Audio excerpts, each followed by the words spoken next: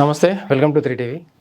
Sir, అయితే ఇప్పుడు Trump వచ్చిన తర్వాత ఈయన అన్ని దేశాల మీద ప్రతీకార సుంకాలు విధిస్తున్నారు. ఇప్పుడు రీసెంట్గా జరిగిన అప్డేట్ ఏంటంటే చైనా మినహాయించి ఒక 90 రోజుల వరకు ఆయన మిగతా అన్ని దేశాలకి ఈ పన్ను మినహాయింపు అనేది ఇచ్చారు. దీనివల్ల అమెరికాలో కూడా రేట్లు విపరీతంగా పెరుగుతున్నాయి. అక్కడ ప్రజలు కూడా బాగా ఆందోళన చెందుతున్నారు. సో ఈ రిలాక్సేషన్కి కారణం ఏంటి? చైనాని మాత్రం ఆయన మినహాయించడానికి కారణం ఏంటి సార్? అతను అంటే ట్రంప్ని మనము పై నుంచి చూస్తే అక్కడ అమెరికాలో కానీ మన దేశంలో కానీ మీడియా వర్గాల్లో కానీ ఒక పిచ్చోడు అన్నట్టుగానే మ్యాడ్ అన్నట్టుగా ప్రొజెక్ట్ చేయడానికి ప్రయత్నం చేస్తున్నారు. కానీ ట్రంప్ యొక్క అనుభవాన్ని దృష్టిలో పెట్టుకుని ఆలోచన చేస్తే కనుక చాలా దీర్ఘకాలికమైనటువంటి వ్యూహంతో బిజినెస్ టాక్టిక్స్ అంటే ఒక రకంగా క్యారెట్ అండ్ స్టిక్ అంటే కొట్టి బుజ్జగించడం ఇలాంటి ధోరణిలోని అతను 79 ఏళ్ళు ట్రంప్ మనమేమి అనుకున్నట్టుగా మన రాజకీయవేత్తలు ప్రధానమంత్రి నరేంద్ర మోడీ కానీ చంద్రబాబు నాయుడు కానీ సోనియా గాంధీ కానీ వీళ్ళెవరూ ఇంత సీనియర్ రాజకీయవేత్తలు ఎవరు మన మన వయసు కంపారిజన్ చేస్తే అతను 79 ఏళ్ల వయసులో 19 ఏళ్ల వయసు నుంచి వ్యాపారం చేస్తున్నాడు. అంటే 60 ఏళ్ల నుంచి అతనికి వ్యాపారమే లక్ష్యం. అంటే ఆ రాజకీయాలను కూడా వ్యాపారంగా చూస్తాడు. అందువల్ల అమెరికా ఆర్థిక వ్యవస్థ ఏంటి, అమెరికాని ఎలా ముందుకు తీసుకెళ్ళాలి, అమెరికాని ఇతర దేశాలు ఏ రకంగా వ్యాపారానికి ఎగుమతి దిగుమతులకి ఒక ఆశ్రయంగా మార్చుకుంటున్నాయి, వీటన్నిటి మీద ఒక సంపూర్ణమైనటువంటి అవగాహన ఉన్నటువంటి పక్తు పొలిటికల్ బిజినెస్ మ్యాన్.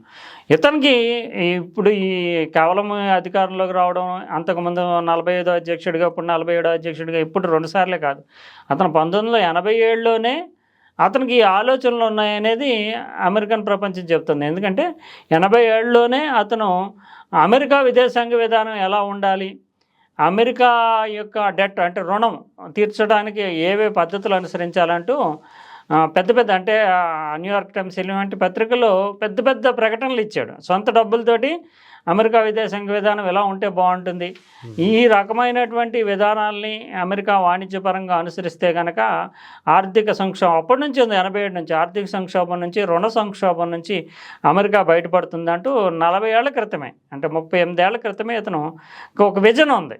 ఆ విజన్ మంచిదా చెడ్డదా అనేది తెలియదు, కానీ అతనికి ఆ విజన్ ఉంది. కేవలము మనము ఇతను పొలిటికల్ అనే కాకుండా మేధావిగా కూడా చూడాలి. ఎందుకంటే ఇతను ఆలోచనలు సలహాల మేరకు గోస్ట్ రైటర్లో ఈయన చెప్పిన ఆలోచన 19 పుస్తకాలు రాశారు ఆయన, అంటే గ్రంథకర్త కూడా. అంతేకాకుండా వివిధ రంగాల్లోని ఇతను బిజినెస్ టాక్టిక్స్ చూస్తే కనుక యాంకర్గా పనిచేశాడు. ఆయన యాంకర్గా అంటే ఒక షోని, అప్రెంటిస్ అనేటటువంటి ఒక షోని నిర్వహించాడు. అంటే అక్కడికక్కడ స్పాంటేనియస్గా ప్రత్యర్థుల మీద చణుకులు వేయాలి, వాళ్ళతో డీల్ చేయాలి, ఇంటర్వ్యూలు చేయాలి. అంటే అతనేమి మామూలు జనరల్గా మనకి ట్రంప్ను బయట నుంచి చూసి అతను ఏదో తింగరతనం చేస్తున్నాడని అంటే ఆయన కొన్ని సంవత్సరాల పాటు అప్రెంటిస్ అనేటటువంటి ఒక షోకి యాంకరింగ్ చేశాడు. ఒక సినిమా నిర్మాతగా వ్యవహరించాడు. ఇతను బిజినెస్ కూడా హోటల్ రంగం కావచ్చు, రియల్ ఎస్టేట్ రంగం కావచ్చు, గోల్ఫ్ కోర్సులు కావచ్చు. ఇప్పుడు మనం ఐపీఎల్ అంటాము, ఐపీఎల్ లాగా ఆయన కూడా న్యూజెర్సీ అంటే ఫుట్బాల్ టీంని ఒక దాన్ని కొనుక్కున్నాడు. అన్ని రంగాలు అతను వేలు పెట్టిన రంగం అంటే లేదు. వరల్డ్ టాప్ రిచెస్ట్ పర్సన్స్లో 25 మెంబర్స్ లోపలే ఉండేవాళ్ళంట. అంటే ఇతను అంత అంటే ఇతను ఒక వ్యాపారం చేయడం అంటే అనేక వర్గాలతో డీల్ చేయాలి. అంటే ఒక చోట ఏమో ఇచ్చేటటువంటి ధోరణి ఉంటుంది, ఇంకో చోట తీసుకోవాలి. ఒకసారి ఎక్కువ ఇచ్చినట్టు కనిపించేటట్టు, తక్కువ ఇచ్చినట్టు కనిపించేటట్టు, తర్వాత పెద్దది వేయాలి.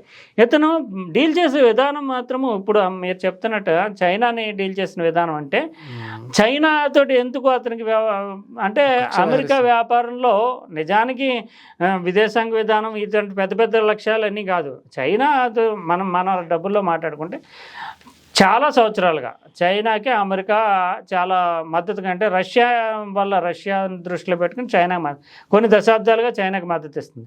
ఇప్పుడు చైనా ఏం జరిగిందంటే ప్రతి ఏటా చైనా నుంచి అమెరికాకి మన కరెన్సీలో చెప్పుకుంటే బిలియన్లు, డాలర్లు, యువాన్లు అవన్నీ పక్కన పెట్టి 41 లక్షల కోట్ల రూపాయల ఎగుమతులు చైనా అమెరికాకి చేస్తుంది. అంటే అమెరికాలో ప్రతి వస్తువు చైనాదే. అంటే 24% అంటే 4వ వంతు అమెరికా ప్రపంచం మొత్తం మీద కొంటున్న అన్ని వస్తువుల్లో పోల్చుకుంటే కనుక ఒక 1/4 చైనా నుంచి వస్తున్నాయి. 41 లక్షల కోట్ల రూపాయలు విలువైనటువంటి ఉత్పత్తుల్ని చైనా ఎగుమతి చేస్తుంది అది అమెరికాకి.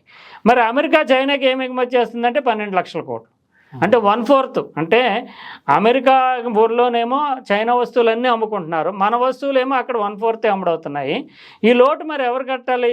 ఇప్పుడు 40 లక్షల కోట్ల రూపాయలు వాళ్ళు వస్తున్నాయి, మనం 12 లక్షల కోట్లు వేస్తున్నాం, మిగిలిన 29 లక్షల కోట్ల రూపాయలని చైనా అంతర్జాతీయ రుణం కింద చూసుకోవాలి. అంటే ఈ వాణిజ్య సమతూకం వెళ్ళిపోతుంది. మన దేశానికి నిజానికి మనం ఏమి టెన్షన్ పడిపోవాల్సిన అవసరం లేదు. మన ఏమి పెద్ద వ్యాపారం ఏం కాదు, $3.9 బిలియన్ ఎంతో, అంటే ఆల్మోస్ట్ 5.5-6 లక్షల కోట్ల రూపాయల వ్యాపారమే మనదే. మన దేశానికి అమెరికాకు ఉండే వ్యాపారం. అందువల్ల మెడికల్ ఇది అది కూడా అందులో కూడా ఆల్మోస్ట్ $12.9 బిలియన్ అంటే అది 1,00,000 కోట్ల రూపాయల వరకు ఫార్మా ఎగుమతులే ఉంటాయి. తర్వాత రెండో స్థానంలో వస్తే కనుక గోల్డ్, సిల్వరు, తర్వాత జ్యువెలరీ, డైమండ్స్ ఇలాంటివి ఉంటాయి. మిగిలిన థర్డ్ ఫ్లోర్ అంటే ఈ అప్పరెల్స్, దుస్తులు, ఇటువంటివి అన్నీ ఉంటాయి. మిగతా చివరిలో ఈ మనకు ఫుడ్కి సంబంధించినవి కూడా ఉంటాయి, మనకు సంబంధించి వస్తాయి. కానీ అమెరికా మొత్తం డిపెండెన్స్ అంతా చైనా మీద అయిపోయింది, వ్యాపారపరమైనటువంటి సమతూకం దెబ్బతింది. అలాగని ఒక్కసారిగా చైనా ఒక్కదాన్నే టార్గెట్ చేసి ఫస్ట్లో అందరినీ భయపెట్టడం ద్వారా లైన్లో తెచ్చుకోవాలని ముందు అందరి మీద విధిస్తూ చైనా మీద ఎక్కువ విధించారు.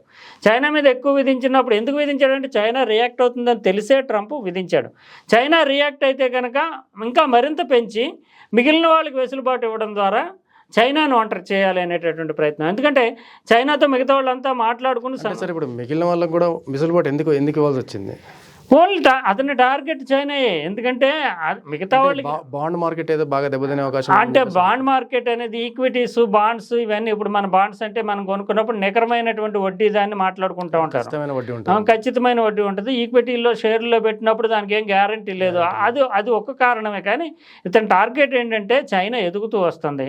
అందుకనే రష్యాతో కూడా ఇతను సయోధ్యను ఏర్పాటు చేసుకున్నాడు. ఉక్రెయిన్ విషయంలో రష్యా చైనా కలుస్తుందని చెప్పి రష్యాను తన వైపు లాక్కుంటూ ముఖ్యంగా ఈ వ్యాపార యుద్ధమే. మనం ఇప్పుడు వ్యాపార యుద్ధం గురించే మాట్లాడుకుంటే కనుక అందరి మీద టారిఫ్లు విధిస్తానని చెప్పి తోటి అందరూ ఉలిక్కిపడి కంగారు పడుతూ మొదలెట్టి ఏం చేయాలో ఆల్టర్నేటివ్ అనుకుంటూ అందరూ మాట్లాడుకుంటున్నారు. చైనా ధీటుగా ఫైనాన్షియల్గా ఎదిగింది కనుక ధీటుగా స్పందించిన తర్వాత వెంటనే చైనా మీదే మరింత ఒత్తిడి చేయడంతో మిగతా వాళ్ళంతా కూడా సేఫ్ జోన్లోకి వచ్చేసి 90 రోజుల తర్వాత ఆలోచించుకొచ్చేట్టు చైనా ఒంటరి అయిపోయింది. చైనాతో ఎవరు కూడా అప్పుడు మళ్ళీ డీల్ చేసి మళ్ళీ అమెరికాతో దూరం అవడం ఎందుకు, గొడవ ఎందుకు అంటే ఇతను క్యారెక్టరిస్టిక్.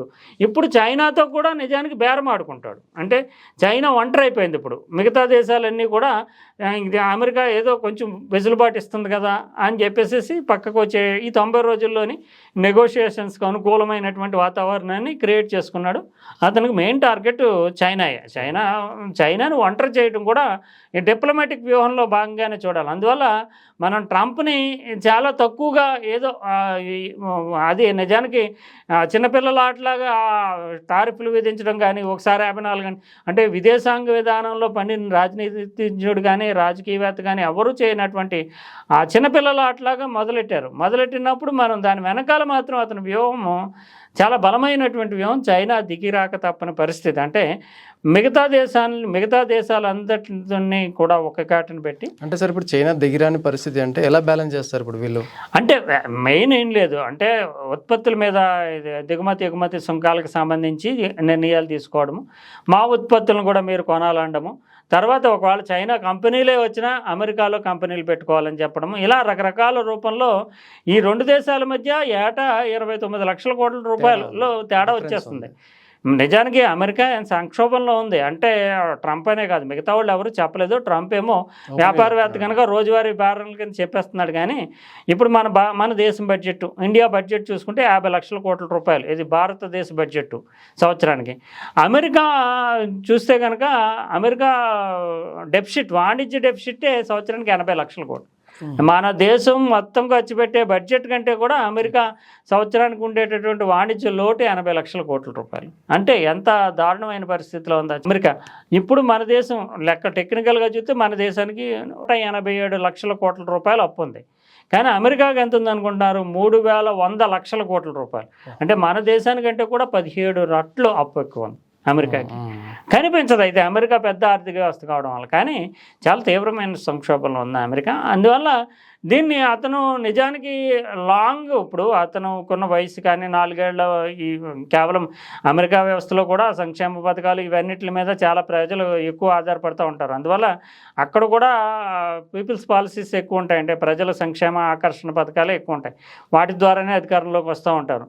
కానీ ఇతను ఇది నిజానికి ఒకవేళ అమెరికా వాణిజ్యాన్ని దీన్ని సర్దుబాటు చేసి రుణ సంక్షోభాన్ని, ఎగుమతి దిగుమతుల సమతూకాన్ని ఇవన్నీ చేసుకోవాలని దీర్ఘకాలిక వ్యూహం. అది 15-20 ఏళ్ళు పట్టే అవసరం. 4 ఏళ్లలో ఇతను అది అధ్యక్షుడిగా ఉన్న 4 ఏళ్ళ ఇది కాదు. కానీ ఇమ్మీడియట్గా వాస్తవ పరిస్థితిని ప్రపంచం ముందు పెట్టడానికి, అమెరికా ప్రజల ముందు కూడా పెట్టడానికి, ఇది మన దేశ పరిస్థితి అంటూ ఇందరూ నిజంగా ఇమ్మీడియట్గా రేట్లు పెరుగుతాయి, వాళ్ళంతా కూడా టారిఫ్లు అతను విధించాడు. మనం ఇప్పుడు ఒక బియ్యం బస్తా ఎగుమతి చేసాము ఒక 4,000 రూపాయలకి, అతను టారిఫ్ వల్ల అది 5,000 రూపాయలు అవుతుంది. అంటే అక్కడ ఉన్నవాళ్ళు $500, $600 పెట్టి కొనుక్కోవాలి. మొన్నటి వరకు $400 పెట్టి కొనుక్కుని ఉంటారు. అది ఖచ్చితంగా వాళ్ళ మీద భారం పడుతుంది, అది తిరుగుబాటుగా కూడా మారుతుంది. కానీ ఇతను ప్రపంచంలో మిగిలిన దేశాలు ముఖ్యంగా చైనాని దారిలోకి తీసుకురావడం ద్వారా అమెరికా ప్రయోజనాలు కాపాడుకోవాలనే లక్ష్యంతో వెళ్తున్నాడు. చాలా చాలా పెద్ద ప్లాన్, అతను చాలా ఇన్డెప్త్ ప్లాన్ తోటే వెళ్తున్నాడు అని అనుకోవాల్సి ఉంటుంది. సార్ మరి ఇప్పుడు అమెరికాలో ఉన్న స్టూడెంట్స్ ఏదైనా ట్రాఫిక్ సిగ్నల్స్ దగ్గర ఏదైనా క్రాస్ చేసినా కూడా, ఏదైనా పాటించకపోయినా కూడా వాళ్ళ పాస్పోర్ట్స్ కూడా క్యాన్సిల్ చేసే పరిస్థితి ఉందనేది, అంటే చర్యలు మనం ఎట్లా అంటే వాంటెడ్లీ ముఖ్యంగా మన పత్రికల్లో వచ్చినటువంటి వార్తలు ఇవన్నీ అంటే అమెరికాని అవకాశాలు స్వర్గంగా చూస్తున్నారు. అవకాశాలు స్వర్గంగా చూడడము, తర్వాత ఏమో అందరూ అక్కడికి వెళ్ళి ఏదో రకంగా చిన్న చితగా పనులు చేసుకుంటూ అక్కడ ఉపాధి పొందుతూ బ్రతికేయడం అనేది ఉంది.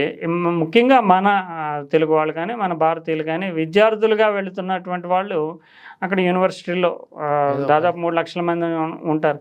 మన వాళ్ళు అక్కడ విద్యా వ్యవస్థ అద్భుతము, అమెరికన్ విద్యా వ్యవస్థలో చదువుకుంటే ఏదో నాలెడ్జ్ పెరిగిపోతుంది, ఇంకా మనం ప్రపంచంలో గొప్పవాళ్ళం అవుతామని వెళ్ళట్లేదు. మన వాళ్ళు లక్ష్యం అక్కడికి వెళ్ళి యూనివర్సిటీలో చేరడంలో ఒకే ఒక లక్ష్యం ఏంటంటే, అక్కడ యూనివర్సిటీలో చేరితే కనుక, అక్కడ చదివితే కనుక ఉద్యోగాలు దొరుకుతాయి, అక్కడే ఉద్యోగాలు, అంతే తప్ప నిజానికి ఎడ్యుకేషన్ సిస్టమ్ మన దేశం కంటే అక్కడ గొప్పదని ఏం చెప్పలేం. అయితే ఇక్కడికే ఎడ్యుకేషన్కి అక్కడ ఎడ్యుకేషన్కి ఉన్న తేడా ఏంటంటే, మన దేశంలో ఎడ్యుకేషన్ ఏంటంటే అంత స్పూన్ ఫీడింగ్, అంటే ఈ పాఠం ఇలాగే రాయాలి, ఇది ఇలాగే అంటూ టెక్స్ట్ బుక్లు పెట్టి టీచర్ చెప్పినట్టు రాయడం. అంటే మీరు రాసినా నేను రాసినా పరీక్ష ఆ క్వశ్చన్కి ఆన్సర్ అలాగే ఉంటుంది. కానీ అమెరికన్ సిస్టంలో ఏంటంటే ప్రాజెక్ట్ ఓరియంటెడ్, అంటే ప్రాక్టికల్ ఓరియంటెడ్, అంటే లెక్చరర్లు ఏమి పలానా రాయని టీచర్కి చెప్పరు, టీచరు స్టూడెంట్కి చెప్పరు. ప్రాజెక్ట్ ఇస్తారు, దానిని ఎవరికి నచ్చినట్లు వాళ్ళు చేస్తారు. అందువల్ల ఇన్నోవేటివ్గా, క్రియేటివ్గా థింకింగ్ అనేది పెరుగుతానికి ఒక థింక్ డిఫరెంట్ అన్నట్టుగా స్టూడెంట్లో ఉండే సృజనాత్మకత, వైవిధ్యభరితమైనటువంటి ఆలోచనలు డెవలప్ అయ్యేలాగా ఫ్రీడమ్ ఇస్తారు. అందువల్ల మీరు రాసిన ఒకే పేపర్, మనకు క్వశ్చన్ పేపర్ ఇచ్చినా మీరు రాసిన దానికి నేను రాసిన దానికి ఆన్సర్ తేడా ఉంటుంది. మీరు సబ్మిట్ చేసిన ప్రాజెక్ట్కి నేను సబ్మిట్ చేసే ప్రాజెక్ట్కి ఒకే రోల్ మోడల్ అయినప్పటికీ వేరేగా ఉంటాయి. అది ఇన్నోవేషన్కి అమెరికా ఇస్తుంది. మన దేశంలో అయితే పిహెచ్డి పేపర్లు కూడా 10 పేపర్లు చూసి రాసిడము, లేదంటే ఇన్నోవేషన్కి అవకాశం లేనటువంటి స్పూన్ ఫీడింగ్ ఎడ్యుకేషన్ సిస్టమ్. అయితే ఇది కూడా అక్కడ ఏమీ గొప్ప అని కాదు. మన వాళ్ళు వెళ్ళి ఏం చేస్తున్నారంటే అక్కడ యూనివర్సిటీలో ఎంఎస్, పీజీ స్థాయిలో చదువు పూర్తి చేసిన తర్వాత 3 ఏళ్ల పాటు ఆప్షనల్ ప్రాక్టికల్ ట్రైనింగ్ అనేటటువంటి దానితో 3 ఏళ్ళు అక్కడ ఉండడానికి అవకాశం ఉంటుంది. ఈ లోపల 3 ఏళ్ళలోని ఏదో ఉద్యోగం సంపాదించుకుని H1B వీసా, ఏదో కంపెనీలో H1B వీసా తీసుకొని అక్కడ సుఖవంతమైన జీవితం సాధించుకోవచ్చు అనే లక్ష్యంతో ఇక్కడ 40 లక్షలు 50 లక్షలు అప్పు చేసి అక్కడికి వెళ్తున్నారు తప్పితే అక్కడ ఎడ్యుకేషన్ ద్వారా నాలెడ్జ్ సంపాదించేసుకుని అద్భుతమైన వ్యక్తులు అయిపోవాలనేటటువంటి ఉద్దేశం ఏమీ లేదు. ఉద్యోగానికి అక్కడ చదువుకోవడం అనేది ఒక అర్హత. ఈ 40 లక్షలు కట్టయితే యూనివర్సిటీలో చేరిపోతాము, చేరిపోయిన తర్వాత అక్కడ చిన్న చితగా పనులు చేసుకుంటూ ఉపాధి పొందుతాము. ఆ తర్వాత 3 ఏళ్లలోని ఉద్యోగం తెచ్చుకుని అక్కడే సెటిల్ అవుతాము, డబ్బులు సంపాదించుకుంటాం. ఈ లక్ష్యంతో మన వాళ్ళు వెళ్తున్నారు. అందువల్ల దీనికి అమెరికా ఎందుకు కేంద్రంగా కావాలి? అక్కడ చిన్న చితగా పనులు చేసుకునేటటువంటి నేటివ్ అమెరికన్స్కి ఉద్యోగాలు రావట్లేదు. ఇండియన్స్ కానీ థర్డ్ వరల్డ్ కంట్రీస్ కానీ ఇక్కడ నుంచి వచ్చేటటువంటి మ్యాన్ పవర్ వల్ల మన పిల్లలకి ఉద్యోగాలు అవ్వట్లేదు, వాళ్ళందరికీ సంక్షేమ పథకాలు అమలు చేయాల్సి వస్తుంది. అందువల్ల ఇది కట్టడి చేయాలనేది. ఇంకా బెదిరింపులు అంటే మనం ఇప్పుడు మన ఇండియాలాగే అమెరికాను కూడా తయారు చేస్తున్నారు మన వాళ్ళు. ఒక రకంగా చెప్పాలంటే ఇక్కడ మనం ట్రాఫిక్ సిగ్నల్ ఉంటే పట్టించుకోము, పోలీసు ఉంటే పట్టించుకోము. ఈ తరహా కల్చర్ మనం ఇప్పుడు అక్కడ సినిమా హీరోలకి సెలబ్రేషన్ చేయడం ఇవన్నీ మొదలుపెట్టేసాం. అందువల్ల ఇది కొంచెం క్రమశిక్షణ, అమెరికా క్రమశిక్షణ ఎలా ఉంటుంది అనేది తెలియాలి. అంటే అందరినీ తీసేస్తారని బెదిరించడానికి మాత్రమే ఉపయోగించుకుంటున్నట్టు చూడాలి. Thank you sir.